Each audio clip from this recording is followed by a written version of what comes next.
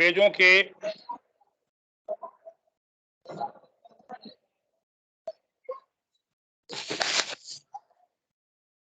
Hello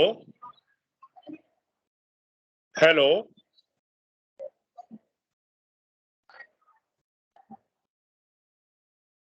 hello आज हम लोगों को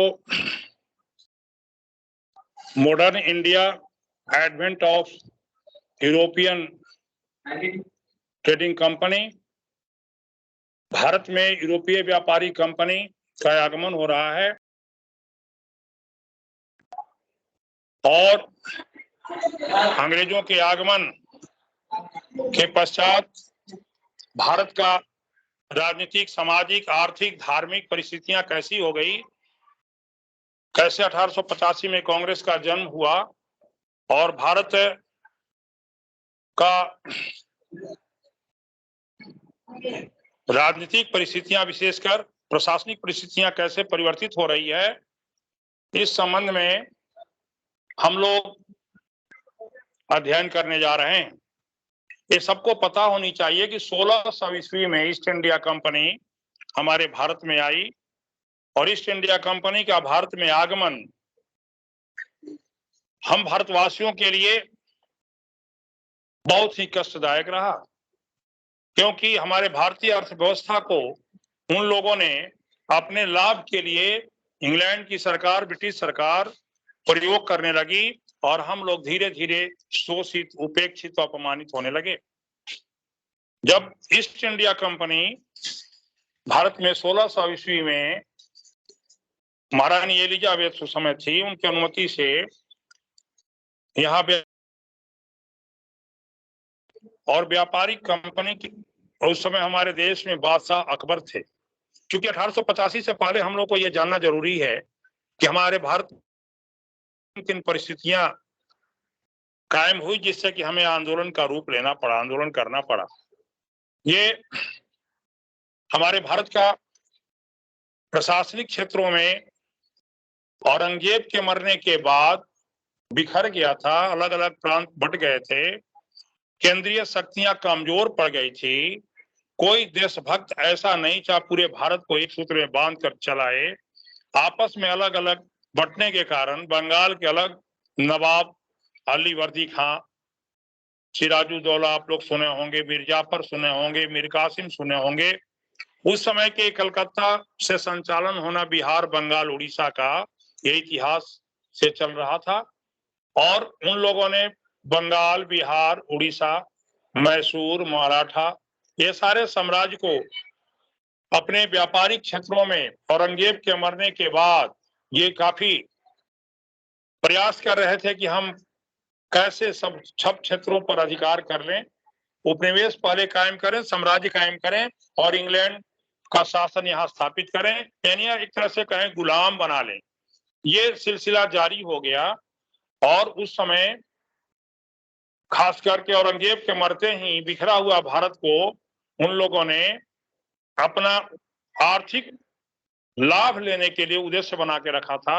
इसलिए उनका ध्यान पहले कर्नाटक पर गया और कर्नाटक में फ्रांसीसी भी व्यापार कर रहे थे, क्योंकि व्यापारिक कंपनियां फ्रांसीसी, French east India company, Dutch east India company, French east India company 1664 में आई, 1602 ईस्वी में यूनाइटेड ईस्ट इंडिया कंपनी आई और अंग्रेजों की कंपनी 1600 में आई। इन तीनों कंपनियों ने प्रतियोगिता करना शुरू किया भारतीय व्यापारी का लाभ उठाने के लिए और भारत के राज्यों से अधिक धन कमाने के लिए। इसलिए इन लोगों ने अपना उद्देश्य बनाकर और बारी बारी से इन राज्यों पर अतिक्रमण करने लगे, क्योंकि हमारे देश में अब औरंगजेब जैसा कोई क्रूर और योग्य शासक नहीं था कि इन लोगों की मनमानी को रोक सके। परिवर्तन ऐसा हुआ कि इनका ध्यान गया कर्नाटक में। कर्नाटक में पहले से फ्रांसीसी व्यापारी का लाभ उठा रहे थे और इन लोगों ने भी चाहा कि फ्रांसीसियों को मार भगाकर कर्नाटक, जो हमारे भारत का कर्नाटक अंग है, भारत का साम्राज्य था, भारत के अधीन था, उसे हम कैसे ले लें। तो वहां देखा जाए 7 वर्षों तक युद्ध हुआ है, जिसको इतिहास में सप्तवर्षीय युद्ध कहते हैं। सप्तवर्षीय युद्ध हुआ और 7 वर्षों तक युद्ध चलते रहा। जिसमें फ्रांसीसियों की हार हो गई और अंग्रेजों की जीत हो गई। तो 1756 से 1756 से 1763 तक, 1756 से 1763 ईस्वी तक युद्ध चला, जिस युद्ध में कर्नाटक की भूमि को अंग्रेजों ने फ्रांसीसियों से अपने अधीन कर लिया। फ्रांसीसियों के अपने अधीन कर लिया, इसलिए फ्रांसीसियों के अधीन होने के कारण वो अंग्रेजों के अधीन हो गया, यानी कर्नाटक को सप्तवर्षीय युद्ध करते हुए, यानी अंग्रेजों के अधीन हो गए कर्नाटक। अब उनका ध्यान गया बंगाल। बंगाल में अलीवर्दी खां के मरने के बाद वो अपने नाती सिराजुद्दौला को राजगद्दी पर बैठाया। बंगाल का नवाब बना सिराजुद्दौला। कर्मठ, योग्य और एक सच्चा देश भक्त था। भारत की मिट्टी में जन्म लेने वाला वह सच्चा सपूत था। बंगाल को भी इन लोगों ने अपना लेने का उद्देश्य बनाया। अंततः प्लासी युद्ध हुआ। प्लासी युद्ध में सिराजुद्दौला 23 जून 1757 को मारा गया और प्लासी युद्ध के बाद बक्सर युद्ध हुआ। मीर कासिम हार गया और मीर कासिम के हार जाने के बाद 1765 ईस्वी में अंग्रेजों ने मैसूर, खास करके बंगाल को अपने अधीन कर लिया। दो राज्य उनके अधीन आ गए। चित्र याद रखेंगे, 1763 में कर्नाटक, 1765 में बंगाल, ये सब उनके अधीन आ गया। इलाहाबाद की संधि में मीर कासिम ने सब कुछ दे दिया। अब उसके बाद उनका ध्यान गया मैसूर की ओर।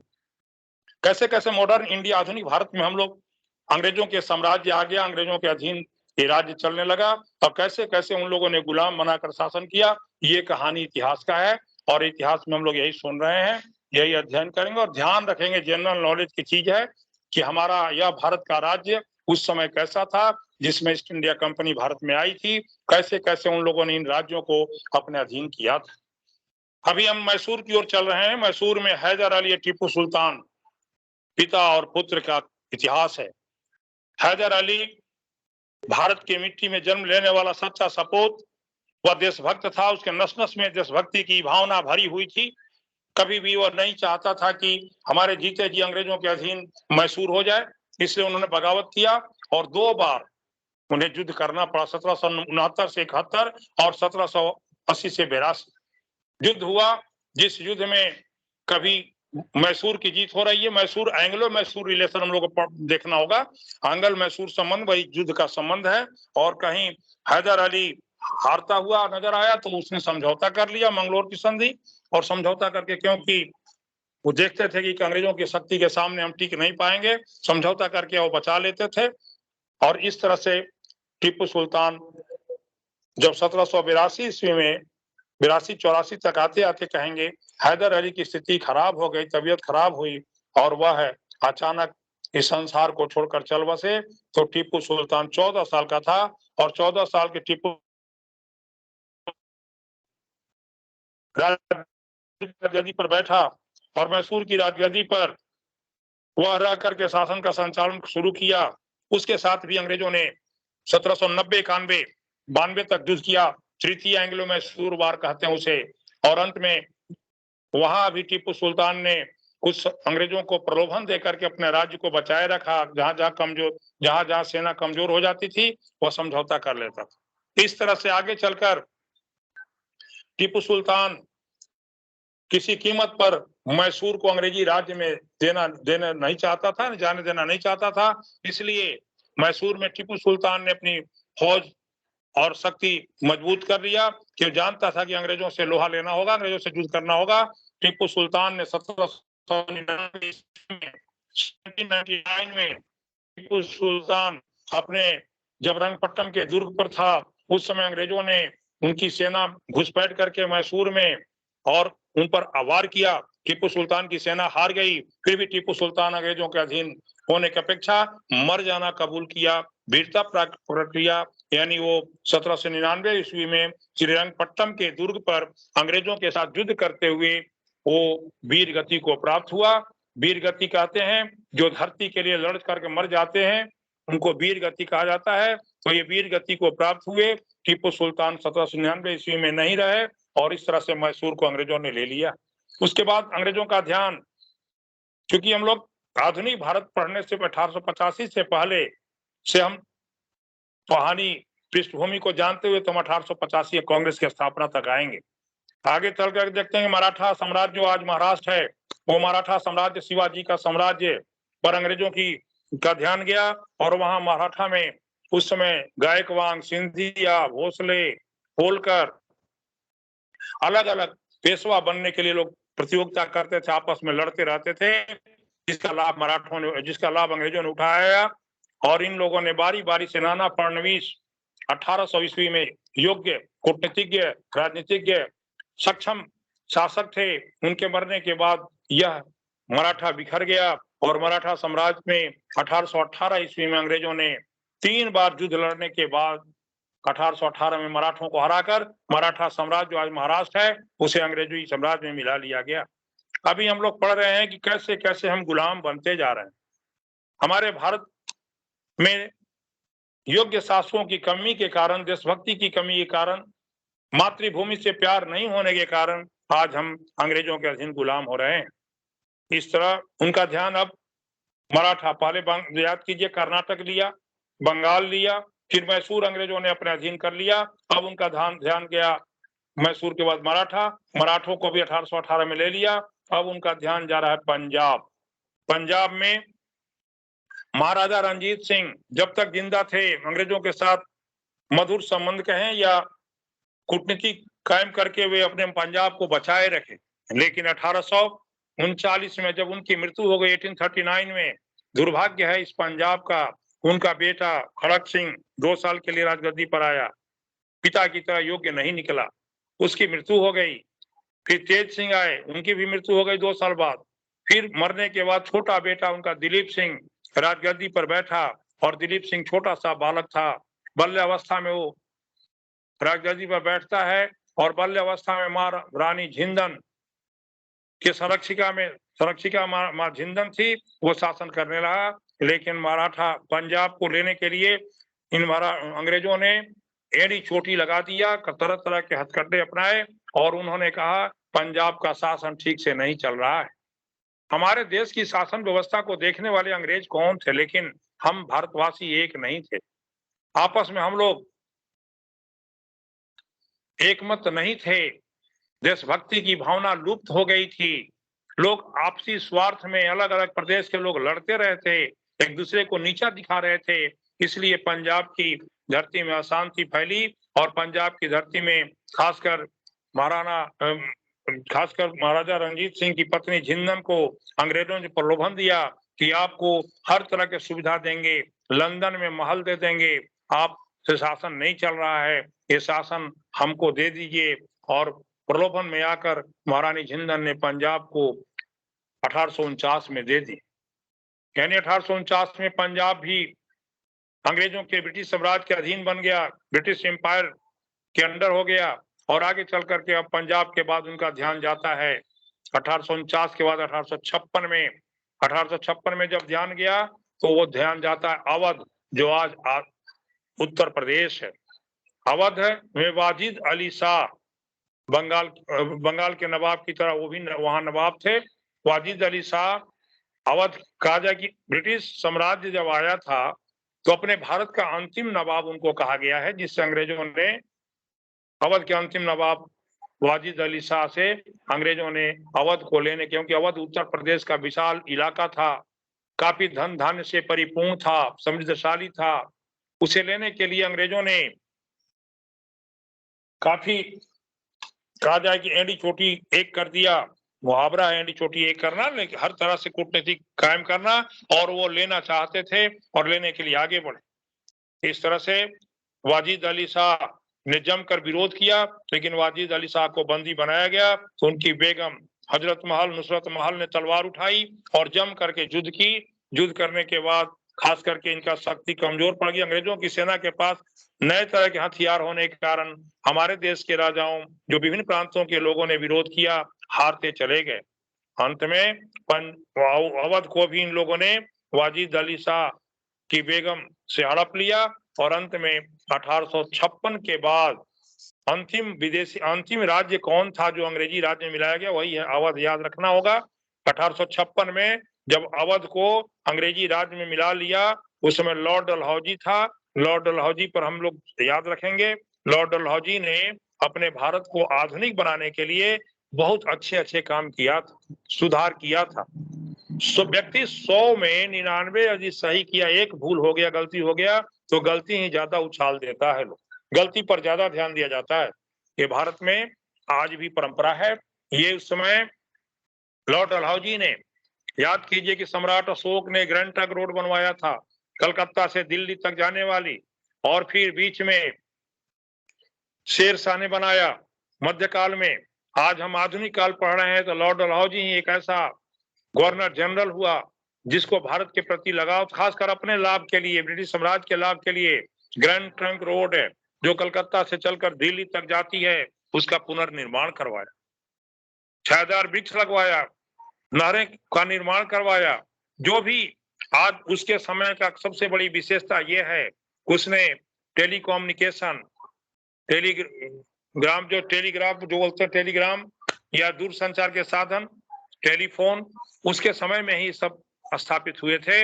और आगे चल करके उसने ग्रैंड ट्रंक रोड के साथ साथ पुलों का निर्माण, ग्रैंड ट्रंक रोड पर पुल का निर्माण उस समय भारत के लोग नहीं करने देते थे। जहां जहां गंगा थी, गंगा के ऊपर पुल नहीं बनेगा, गंगा के पानी अशुद्ध हो जाएगा। भारत लोग अज्ञानी थे, अज्ञानता में विश्वास करते थे, इसलिए इस तरह की बात करके बाधा पहुंचाते थे। लेकिन डलहौजी ने गंगा नहर का निर्माण का काम भी पूरा कराया और पुल भी बनवाया था। डलहौजी प्रतिक्रियावादी शासक कहा गया, रिएक्शन उसका भारतीयों के प्रति अच्छा काम कर रहा था, लेकिन अपने लाभ के लिए कर रहा था, ब्रिटिश साम्राज्य के लिए कर रहा था। आगे चल करके हम लोग देखते हैं कि वह डलहौजी धीरे धीरे ब्रिटिश साम्राज्य को अपने अधीन करने के लिए हड़प नीति ला दिया, लैप्स पॉलिसी। हाँ, एक बात भूल रहे थे हम लोग कि पहली बार यदि रेलगाड़ी से हम भारत के लोग परिचित हुए तो लॉर्ड डलहौजी ने ही यहाँ शुरू किया था। जनरल नॉलेज में याद रखेंगे कि इंग्लैंड ही ऐसा देश है जहां सबसे पहली बार रेल के इंजन बनाया गया 1814 में। 1830 ईस्वी में वहां पटरी बिछाकर रेल का मार्ग प्रशस्त किया गया। रेलगाड़ी का प्रचलन 1830 में इंग्लैंड में मैनचेस्टर से लिवरपूल तक चला, और उसके बाद लिवरपूल तक रेलगाड़ियां दौड़ने लगी। तो भारत के, यानी खासकर भारत जैसे साम्राज्य में भी अंग्रेजों ने अपने लाभ, अधिक से अधिक माल ले जाने के लिए उन्होंने यहाँ भी रेलगाड़ी का प्रचलन लॉर्ड डलहौजी ने करवाया। 1853-54 में पुणे से थाने तक रेलगाड़ी अपने भारत में पहली बार जो चलाई गई, लॉर्ड डलहौजी की देन है। सड़क निर्माण, दूरसंचार के साधन, रेल परिवहन, ये लॉर्ड डलहौजी ने लाया। सब काम अच्छा किया, मॉडर्न भारत, आधुनिक भारत बनने का सारा मार्ग प्रशस्त किया। दुर्भाग्य इस बात की है कि हमारे भारत के लोगों में आज की तरह जागरूकता नहीं होने के कारण लॉर्ड डलहौजी एक ऐसा गलत काम कर दिया, क्योंकि उसमें बहुत से ऐसे देसी राजा, जैसे झांसी की रानी लक्ष्मीबाई, वीर कुंवर सिंह, नाना साहब कानपुर, ये सारे के सारे लोग अभी अपने अपने साम्राज्य में राज कर रहे थे। अंग्रेजों का, लॉर्ड डलहौजी का था कि शासन करना अंग्रेज जानते हैं, क्यों अभी तक भारतीय राज्य भारतीयों के हाथ में है, क्यों नहीं इसे हम छीन लें। इसके लिए उसने नियम बनाया, एक गोद लेने की प्रथा का अंत कर दिया, अडॉप्टेड सन, गोद लेने की प्रथा का अंत कर दिया।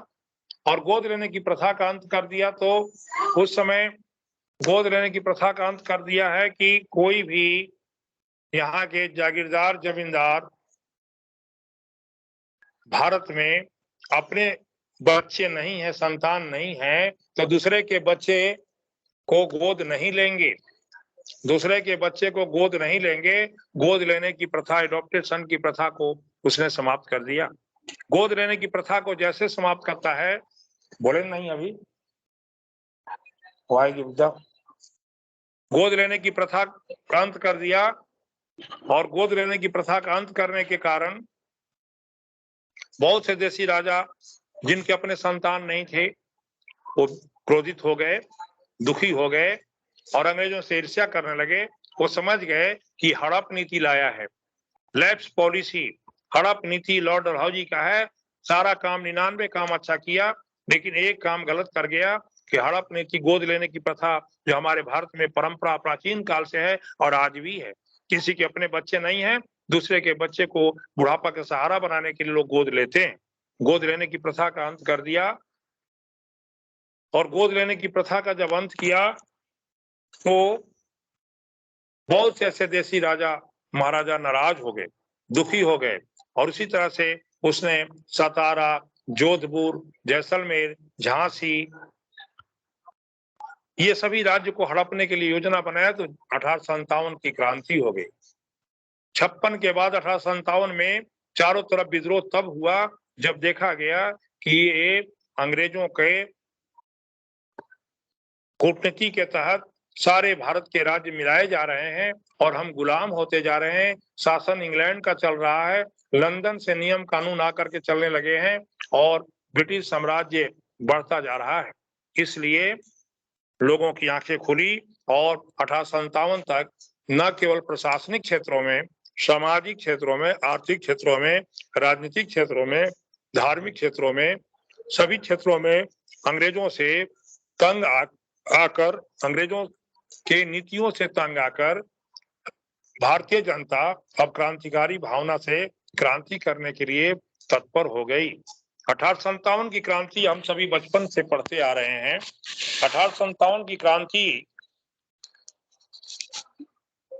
होने के पीछे हमारे भारत के प्रशासनिक, हमारे भारत के सामाजिक, आर्थिक, राजनीतिक, धार्मिक परिस्थितियां बिगड़ने लगी थी।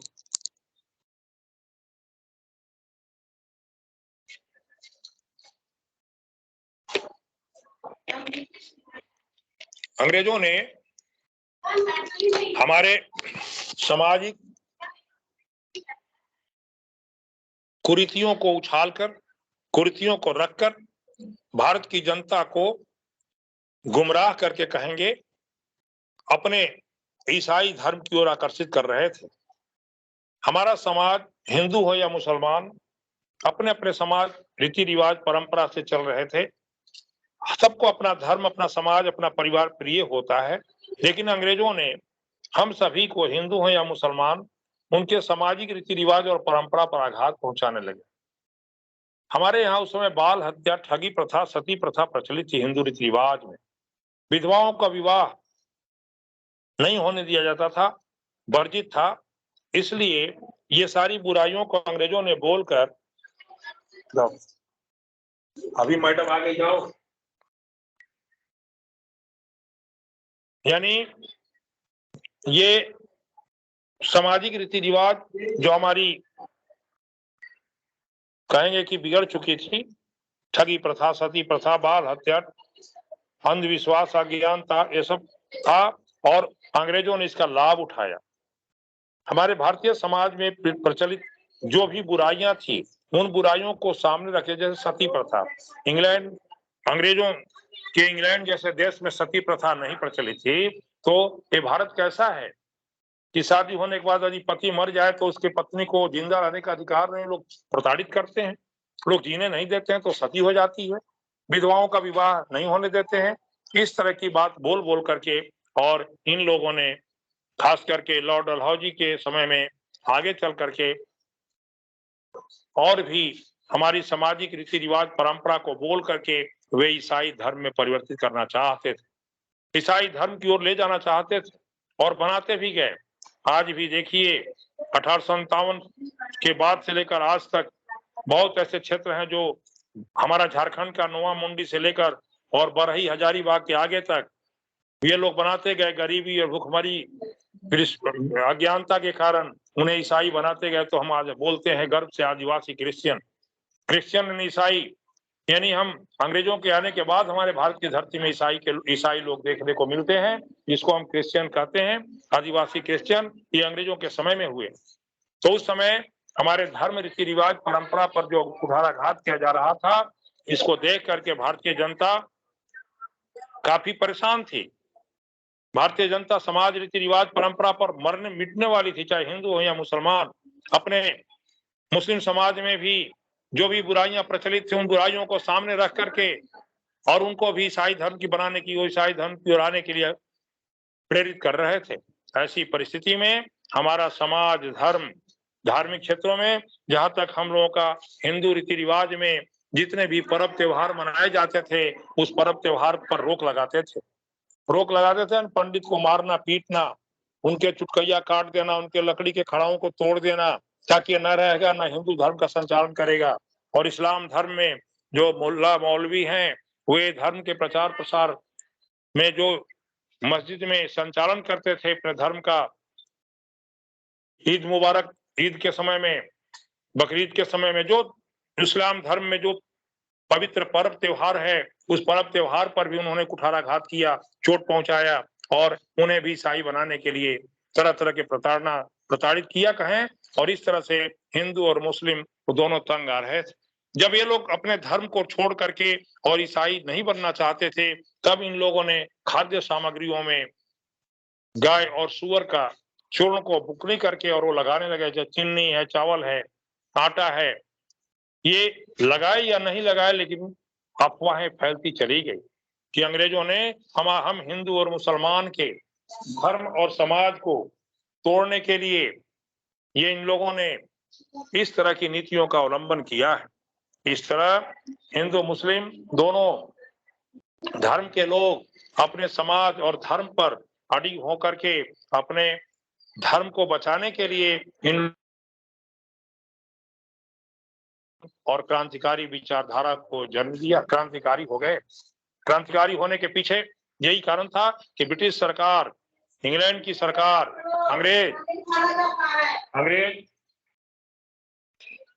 अंग्रेजों का ये नीति रही है कि कैसे हम ईसाई धर्म का प्रचार प्रसार करके भारत को भी ईसाई धर्मावलंबी देश बना दें, लेकिन हम हिंदू और मुसलमान अपने अपने धर्म पर टिक रहे। और अंततः जब अंग्रेजों ने देखा कि ये लोग वैसे नहीं धर्म को छोड़ेंगे, तो उन लोगों ने एक नए तरीके के इनफील्ड राइफल बनी थी। इनफील्ड राइफल यानी इंग्लैंड की धरती में एनफील्ड कंपनी थी, जहां से राइफल बनाई जाती थी, राइफल की गोलियां भी बनाई गई। और इन लोगों ने कहा कि एक नई राइफल हमारे सैनिकों के बीच लाया गया है, क्योंकि धर्म और समाज को तोड़ते तोड़ते वे लोग थक चुके थे। हमारा हिंदू और मुस्लिम समाज उनको ईसाई धर्म की ओर जाने से रोक रही थी, नहीं जा रही थी। तब इन लोगों ने अंतिम चरण देखा कि अब सिपाहियों को, खासकर हिंदू और मुसलमान जो भी के अधीन सेना में हैं, सिपाही हैं, उनके धर्म को नष्ट करने का एक योजना बनाया जाए। यह योजना ये थी कि गाय और सुअर की चर्बी को मिक्स करके और कारतूस के ऊपर लगाकर कागज साट दिया करते थे। कागज साट देने का कारण ये था कि हिंदू और मुसलमान दोनों सेना में हैं और दोनों सैनिक क्षेत्रों में कहीं ये इस कारतूस का प्रयोग करेंगे, टच करेंगे, दांत से काटने की बात आई थी, तो इनका धर्म नष्ट हो जाएगा। सब लोग सुन रहे हैं, सुनाई दे रहा है कि नहीं? हेलो, शिल्पा, मुकेश, निलय, सुनाई दे रहा है?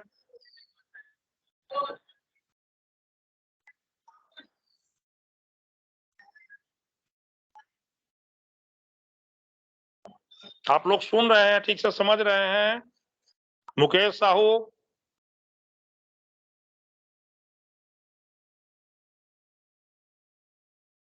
ये 1857 1757 से लेकर 1600 ईस्वी से लेकर के 1857 तक आप लोगों को लाए। 1857 तक आते आते इन अंग्रेजों ने जब हमारे हिंदू और मुसलमान के धर्म को, मुस्लिम धर्म को नष्ट करने के लिए एक कारतूस चर्बी लगा करके, कागज साट करके लाए कि इन लोगों को सेना में दांत से काटने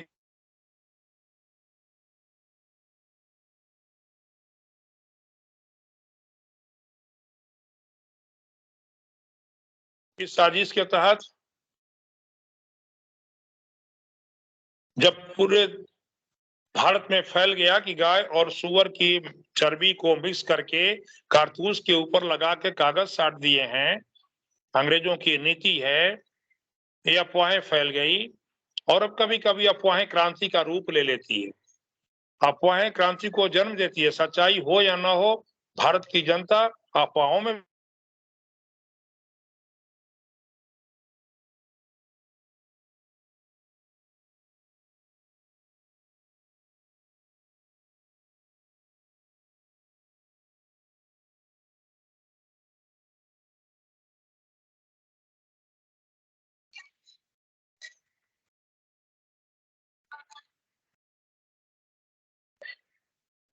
सभी लोग जान गए। हेलो,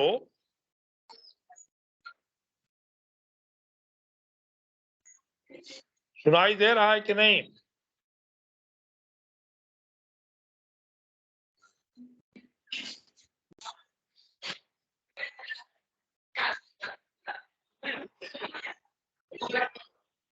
हेलो,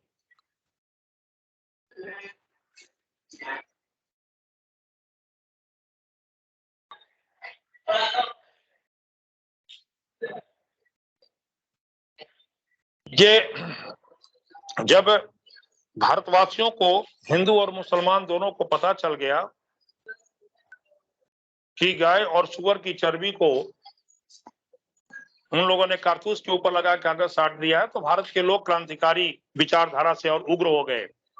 और जैसे ही 29 मार्च 1857 को बैरकपुर सैनिक छावनी जो कलकत्ता के पास है, उस सैनिक छावनी में सुअर और गाय और सुअर की जो चर्बी से लेपन लगाकर कागज साटा हुआ कारतूस को लाया और अंग्रेजों ने कहा कि इसे दांत से काट कर प्रयोग करना है, तो भारतीय सेना सोचने लगी कि आखिर आज तक कोई ऐसा कारतूस नहीं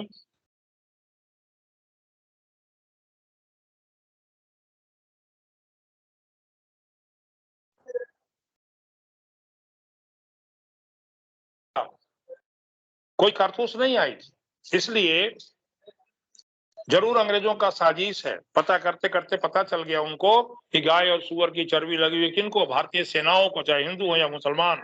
उनको पता चला 29 मार्च 1857 को ये घटना घटने जा रही है, जिसको इतिहास में हम लोग चर्बी वाली कारतूस की घटना कहते हैं।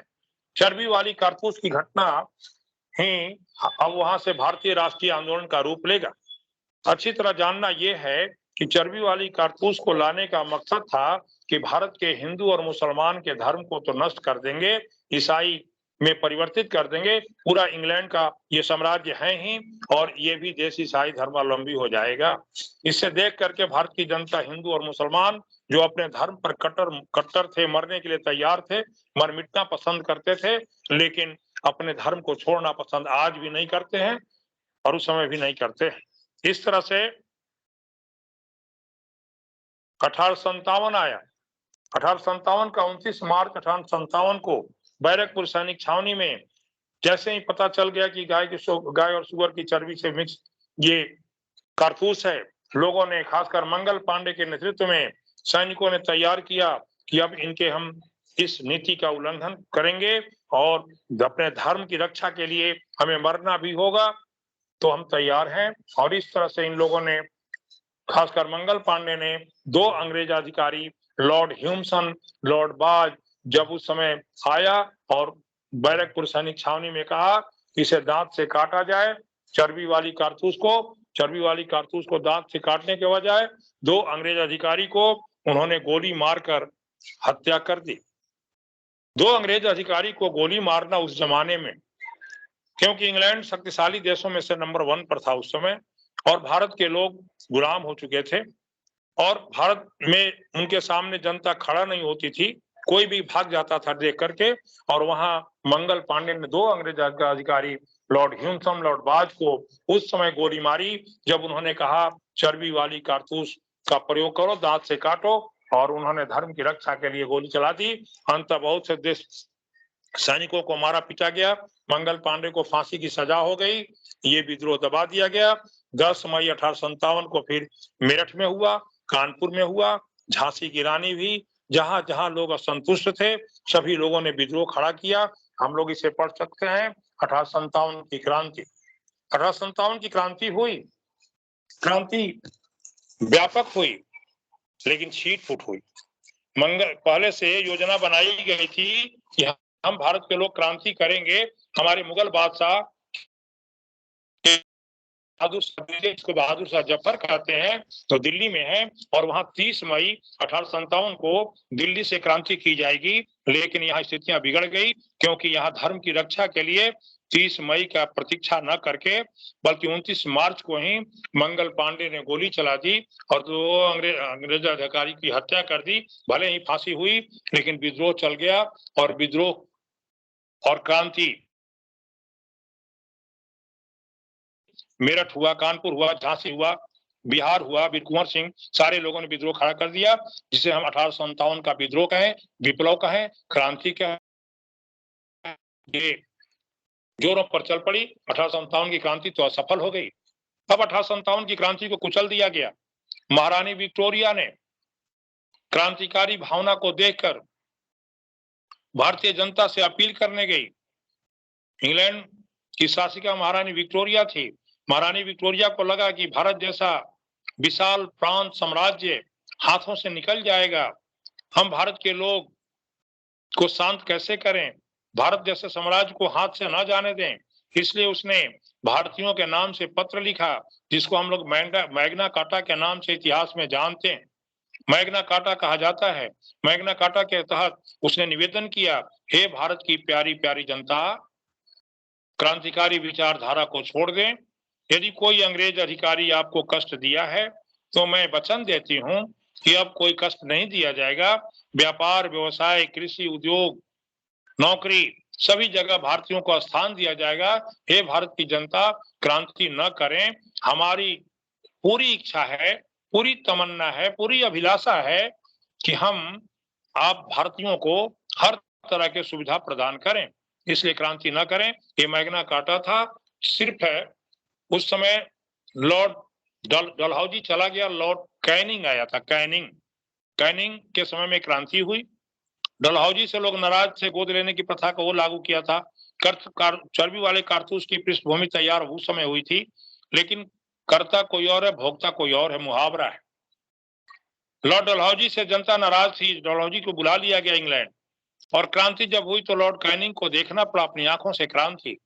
लॉर्ड कैनिंग के शासन के समय में क्रांति हुई। कभी भी आ जाए कि 1857 की क्रांति किसके समय में हुई, तो लॉर्ड कैनिंग गवर्नर जनरल था, जो अंतिम गवर्नर जनरल था। उसके बाद महारानी विक्टोरिया ने शासन में परिवर्तन कर दी। ईस्ट इंडिया कंपनी का शासन को अंत करके ब्रिटिश सरकार की शासन कायम कर दी, और वहां से एक वायसराय बनाकर लॉर्ड कैनिंग को ही वायसराय बना दी, और वायसराय के द्वारा शासन का संचालन होने लगा। वायसराय पहला हुआ लॉर्ड कैनिंग, अंतिम गवर्नर जनरल भी लॉर्ड कैनिंग, और पहला वायसराय भी लॉर्ड कैनिंग। लॉर्ड कैनिंग के समय में क्रांति जो हुई, इस क्रांति को दबा तो दिया गया, लेकिन क्रांतिकारी भावना और भारतीयों को जगाने का काम हमारे भारत के इस क्रांतिकारी विचारधारा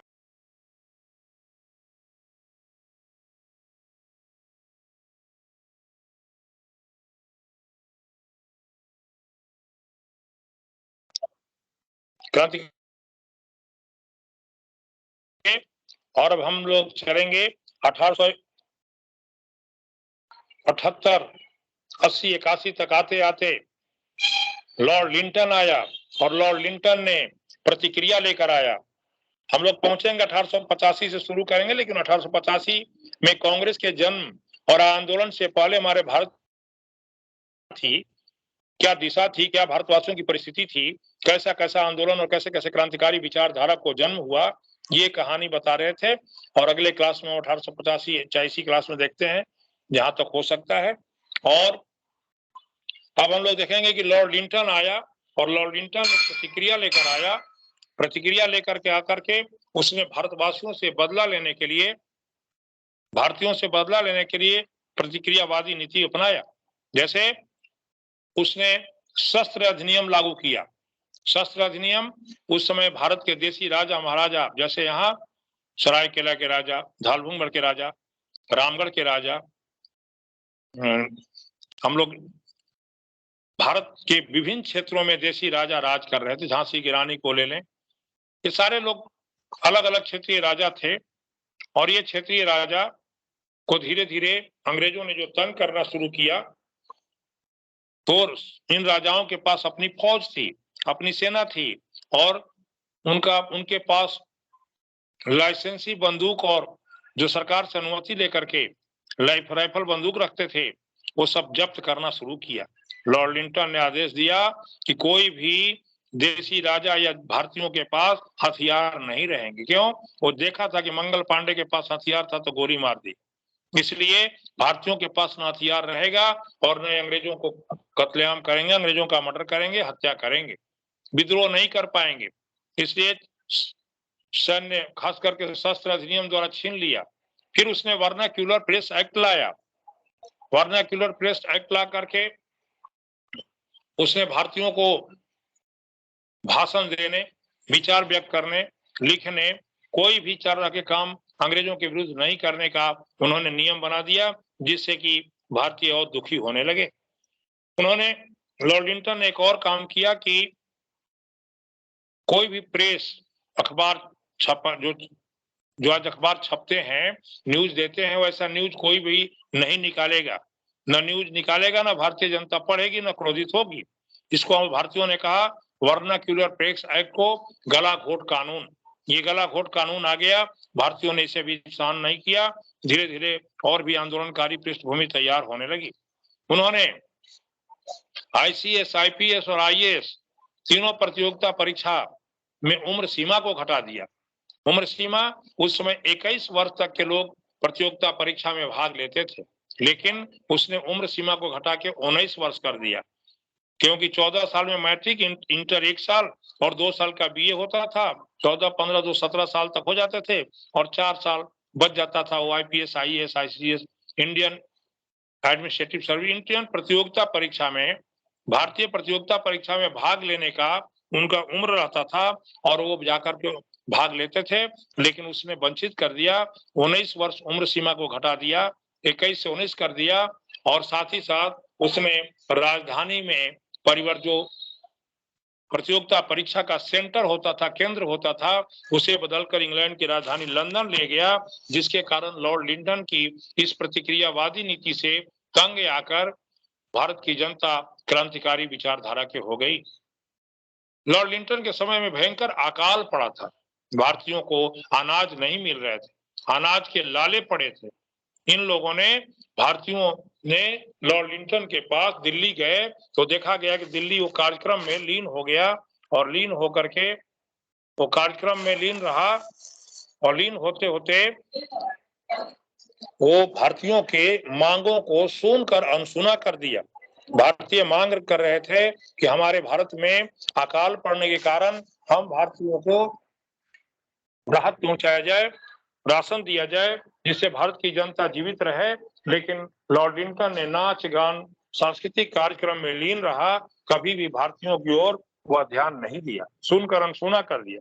इसलिए भारत की जनता उग्र होने लगी और अब 1857 की क्रांति को असफल होते देखकर, वायसराय के द्वारा तरह तरह के भारतीयों पर जुल्म होते देखकर अब भारत की जनता एक राष्ट्रीय स्तर पर पार्टी बनाने के लिए सोचने लगी। एक राष्ट्रीय स्तर पर पार्टी बनाना जरूरी है। यदि देश में पार्टी बन जाएगी, लोग राष्ट्रीय एकता प्रकट करेंगे, योजना बनाएंगे, क्योंकि क्रांति 1857 की जो हुई थी बिना योजना के हुई थी, बिना संगठन के हुई थी। कोई पार्टी नहीं था, न उद्देश्य था, न उनकी भक्ति थी। आपस में छीट फूट स्वार्थ लेकर के झांसी की रानी झांसी अंग्रेजों के अधीन न चल जाए, इसलिए उन्होंने तलवार उठाया। वीर कुंवर सिंह ने बिहार के क्षेत्रों को तलवार तब उठाया था जब देखा कि उन्होंने अंग्रेज हमारे राज्य को ले लेंगे, साम्राज्य को ले लेंगे। इसलिए अब इन लोगों के बीच ब्रिटिश साम्राज्य के विरुद्ध है बगावत के एक पार्टी की आवश्यकता पर महसूस हुआ और इन लोगों ने, आपका यहां से शुरू हो रहा है important question, describe the of Indian national Congress in India. भारतीय राष्ट्रीय Congress, birth of Indian national Congress, भारतीय राष्ट्रीय कांग्रेस का जन्म कैसे हो रहा है, इन्हीं परिस्थितियों को अब ला करके हम सामने रख रहे हैं आप लोगों को कि भारत राष्ट्रीय कांग्रेस कैसे जन्म हो रहा है। यानी 1857 की क्रांति में मिली हार, भारतीयों को करारी हार और दिनों दिन अंग्रेजों का दमन चक्र, अंग्रेजों के द्वारा भारतीयों के पर अत्याचार और भारतीयों पर तरह तरह के जुल्म को होते देखकर हमारे भारत के कुछ देशभक्तों ने देख लिया कि बिना पार्टी बनाए, बिना संगठन के हम योजना बनाए यदि क्रांति करेंगे तो असफल हो जाएंगे। इसलिए अब भारतीयों को राष्ट्रीय स्तर पर पहली बार एक पार्टी बनाने की बात दिल दिमाग में आई और इन्होंने पूरे राष्ट्र के लिए, जबकि पार्टियां थी, बॉम्बे में थी, कोलकाता में थी, चेन्नई में थी, अलग अलग क्षेत्रों में पार्टियां बनी थी, सिर्फ क्षेत्र की बात करती थी, पूरे राष्ट्र की बात करने वाली कोई पार्टी नहीं थी, राष्ट्रीयता लाने वाली कोई पार्टी नहीं थी।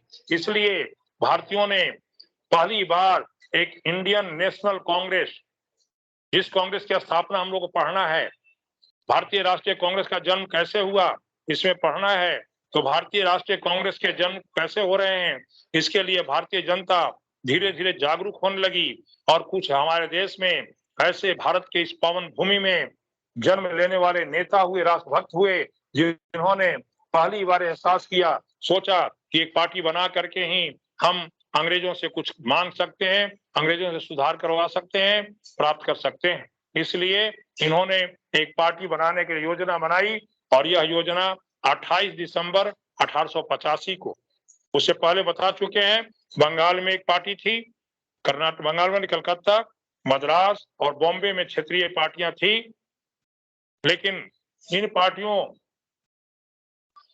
के अलावा अब राष्ट्रीय स्तर पर पार्टी बनाने की बातें आने लगी।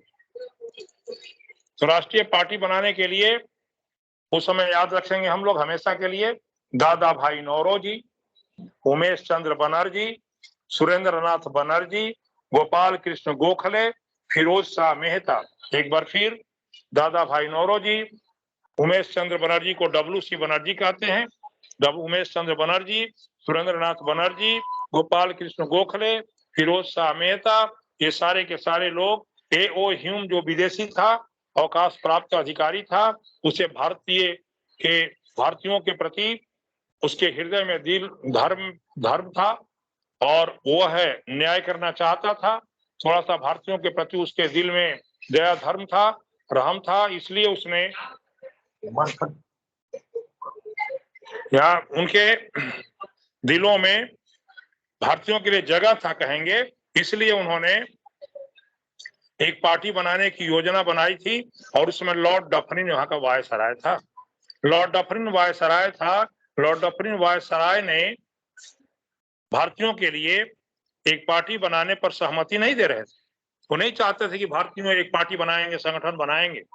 बिना संगठन के तो इन्होंने क्रांति कर दी 1857 में, इसलिए वो पार्टी बनाने पर इनकार कर रहा था। लेकिन A.O. ह्यूम विदेशी थे, जिनको कांग्रेस का जनक और पिता के रूप में हम लोग पढ़ेंगे, उन्होंने उनको समझाया और भारतीयों, दादा भाई नौरोजी, उमेश चंद्र बनर्जी, ये लोग उदार थे, लिबरल नेता थे, लीडर थे, और ये लोग जा करके अंग्रेजों के साथ लॉर्ड डफरिन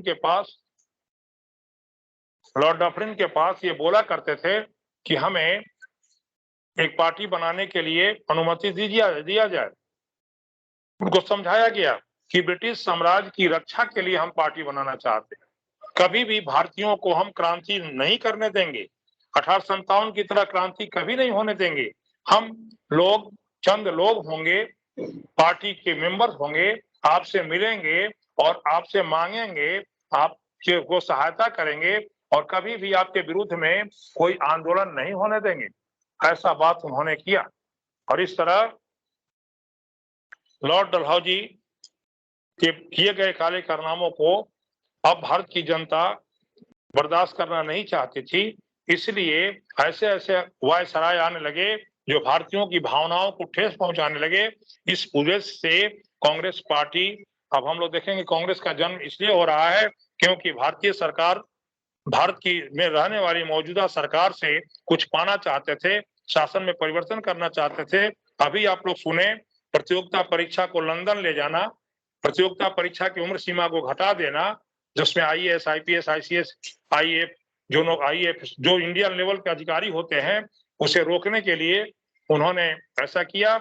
ऐसी परिस्थिति में ये कांग्रेस पार्टी एक सुरक्षा कवच के रूप में लॉर्ड डफरिन को समझाया गया कि हम भारत के लोग चंद लोग होंगे और आपको हर तरह से सुविधा प्रदान करेंगे, क्रांति नहीं होने देंगे। तो इसलिए उन लोगों ने तय किया और वो डॉक्ट्रिन मान गए, ठीक है भारतीयों को हर तरह की सुविधा प्रदान करना चाहते हैं तो आप लोग चंद लोग आएंगे और हमारे पास या ब्रिटिश सरकार से अधिकारी से मांग करेंगे। इस पृष्ठभूमि में कांग्रेस का जन्म हो रहा है। इन लोगों ने तय किया 28 दिसंबर 1885 को 28 दिसंबर 1885 को हम लोग पुणे में एक योजना बनाकर सभी लोगों को, देशभक्तों को आमंत्रित करेंगे, कर रहे हैं, यानी पहले से तैयारी हुआ और पुणे में संगठन बनाने पर जब दिया जाएगा कि पार्टी का नाम क्या होगा, संगठन क्या होगा, और इस तरह से पार्टी के नाम और संगठन पर देख करके इन्होंने एक पार्टी बनाने की योजना बना ली। किंतु दुर्भाग्यवश 28 दिसंबर से पहले पुणे में हैजा फैल गया। जैसे अभी कोरोना का काल था, कोरोना से पूरे विश्व कांप उठा, उसी तरह उस समय हैजा होता था और हैजा फैल जाने के कारण अधिकांश लोग, गांव के गांव लोग सफाया हो जाते थे, नगर के नगर लोग मरने लगते थे। इसलिए पुणे के जगह पर 28 दिसंबर 1885 को पुणे के स्थान को बदलकर बॉम्बे कर दिया गया और बॉम्बे में गोकुल दास तेजपाल संस्कृत महाविद्यालय के उस प्रांगण में एक पार्टी बनाने की योजना बनाई गई। और पार्टी बनाने के लिए योजना जब बनी तो 28 दिसंबर 1885 को गोकुल दास तेजपाल संस्कृत महाविद्यालय के प्रांगण में ये योजना बनी और वहां जाकर के लोगों ने एक स्वर से अखिल भारतीय राष्ट्रीय कांग्रेस नाम दिया, जिसको हम लोग इंडियन नेशनल कांग्रेस कहते हैं।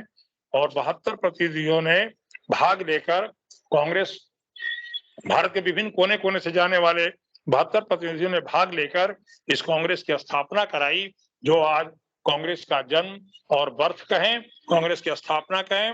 यही कांग्रेस जो 28 दिसंबर 1885 को गोकुलदास तेजपाल संस्कृत महाविद्यालय के प्रांगण में 72 प्रतिनिधियों के द्वारा सर्वसम्मति से एक स्वर में पार्टी की स्थापना की गई। वही पार्टी 1885 से लेकर 1947 तक उदारवादी युग, उग्रवादी युग, आतंकवादी युग और गांधीवादी युग, इतने युग से आंदोलन करते करते अपने भारत में ऐसी देशभक्ति को उन लोगों ने जगा दिया, उग्र हो गया कि गांधी जी के नेतृत्व में करो या मरो का नारा देकर 1942 में भारत छोड़ो आंदोलन करके और हमारे भारत को उन लोगों ने आजादी दिलाई। कि कांग्रेस पार्टी नहीं होती तो हम भारत के लोग आजाद नहीं होते। इसलिए भारतीय स्वतंत्रता में कांग्रेस पार्टी की भूमिका काफी सराहनीय है, कोई नजरअंदाज नहीं किया जा सकता है। इसलिए भारत का इतिहास अब राष्ट्रीय आंदोलन का इतिहास हो गया। 1885 में कांग्रेस का जन्म हुआ और वहीं से आंदोलन शुरू हो गया है। आज आप लोगों का एक पहला क्वेश्चन इतना 1757 से लेकर 1885 तक आए और इतनी घटनाओं को, कहानियों को बताकर कांग्रेस पार्टी की स्थापना कैसे हुई, कांग्रेस पार्टी की स्थापना कैसे, जन्म कैसे हुआ, ये चैप्टर खत्म हो गया। अब अगले मिलन में हम लोग भारतीय राष्ट्रीय आंदोलन की ओर जाएंगे। उदारवादी युग, उग्रवादी युग, आतंकवादी युग और गांधीवादी युग, और तब हम आजादी प्राप्त करेंगे। आजादी मिलने के साथ साथ हमारा यह भारत, दुखद बात तो यह है, एक तरफ खुशी तो एक तरफ गम, कभी खुशी कभी गम की कहानी हम लोग पढ़े, देखे हैं सीरियल में, ये पिक्चर में भी देखे। तो एक तरफ खुशी हो रही कि हमारा भारत आजाद हो रहा है और एक तरफ दिलों पर गम हो रहा है, चोट पहुंच रहा है, दुख हो रहा है कि हमारा अखंड भारत दो टुकड़ों में बट रहा है। तो भारत की आजादी मिली, लेकिन आजादी मिली तो दो टुकड़ों में बांट कर मिली। तो पार्टीशन, भारत का विभाजन भी पढ़ना है। इस तरह से आज का जो क्लास था अब हम खत्म कर रहे हैं। हम लोग 1757 से लेकर 1885 तक का मुख्य घटनाओं पर विचार किए। कांग्रेस का जन्म कैसे हुआ ये भी बताया जा चुका है।